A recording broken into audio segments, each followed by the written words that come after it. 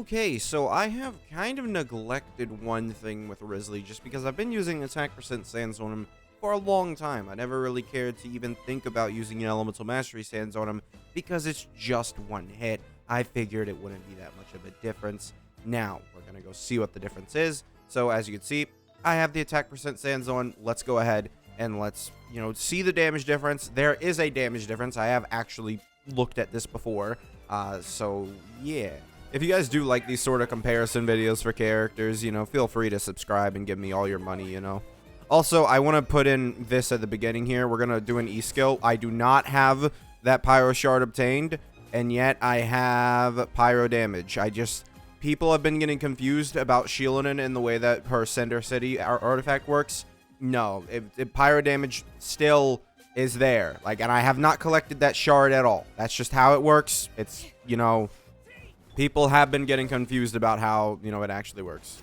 Alright, so the simple, way I'm going to do this rotation here is I'm just going to not really care about giving Shangling a damage buff, even though we could. So here we are, 20,000 from Shangling, not bad. And then 239. I mean, that's pretty good, but look at all these smaller hits that do not do melts, right? That is one big thing with the way that this team, functions. It's the melts aren't really going to be there. Yeah, it's like Yoimiya, right? Yoimiya's not vaporizing on every single one of her hits. If she did, she'd probably be the best. Would she be the best single target DPS in the game? If you just consider it purely single target, would she? If she hit vaporize on every single one of her hits, I think she might. Okay, so now we're going to go ahead and we're going to use Wriothesley on a EM Sands. Now, it is important to note that we are losing 13% crit damage, but we are gaining 14% attack. Well, I say gaining, in substat wise, because we have an attack percent main stat here. Yeah, that's basically it. So we have the elemental mastery here. Let's go ahead and let's show that off. So once again, we'll do some normals. Pop that. There we go with a Q skill. All right, here we go. And we'll have this. Okay. And you can see here now with 70,000 being our maximum, 100,000, 60,000, 74. Wow. Huh. Interesting. Yeah, I was not expecting that much, and obviously we're outside of Bennett's ring now. I mean, that's not bad. I was actually thinking that was going to be a lot closer, or not as close. I mean, now it actually is close. I'm going to have to review the footage, with my great analyst of frame by frame. Yeah, I'll be right back. Okay, with kind of shocking results, if we're going to be honest. I was not necessarily expecting it to be like that.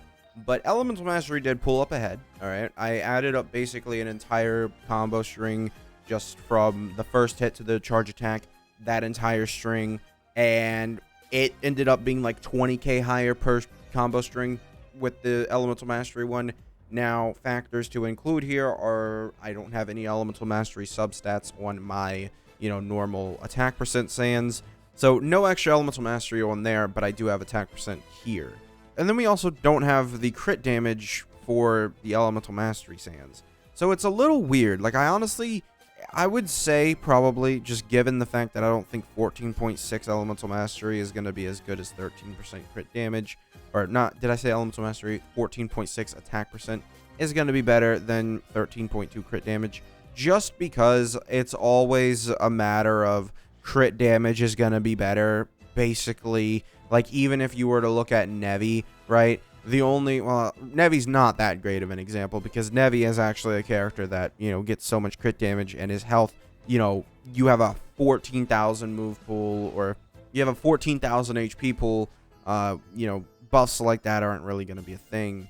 But if you look at other characters who have a lot of crit damage, their attack doesn't really coincide with the, crit damage amount, right? So one thing with the attack percent being on the Elemental Mastery sands is it's actually not that useful, and it's a reason why the attack percent here seems less useful also, because what's basically happening here is that I have so much attack on my Wriothesley. You really do get a lot of attack on Wriothesley just from, well, we need to switch in there. 3,600, right? And that's not including any buffs that I might get from this. No, I think this is all damage bonus. But basically 3,600, right? Do we think that 14% of, well, that would be 140. Do we think 140 attack is going to be more impactful with 3,600 base attack here? or would the crit damage be more powerful? I would say the crit damage probably. So overall, I'd say Elemental Mastery is probably better, but I mean, it is incredibly close, and it's just really just a which one do you have better of, right? Because this, I mean, it's all right, it's not great. I could have Elemental Mastery is another thing on this, right? I could have let me find another. I probably have Elemental Mastery in one of these. I just don't. It's great.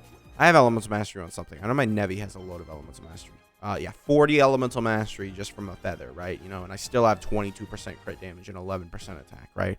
So it's very much so like you can even have a lot of Elemental Mastery on here, 37 right there. You can have a little bit of Elemental Mastery to recuperate the Elemental Mastery difference, right? And that'll definitely be more impactful from the attack percent substat we have here, because the attack percent substat doesn't really do much. Because Elemental Mastery being such a low number for most characters, I mean, 282, that's pretty low when you look at literally every single other stat that this guy has. It's pretty low, and you can see right here, right? Yeah, you can see the numbers here, it does 46% for melt here. Weirdly, a high damage bonus, rating. But yeah, 46.6% extra, melt damage, basically, just from having that amount of Elemental Mastery.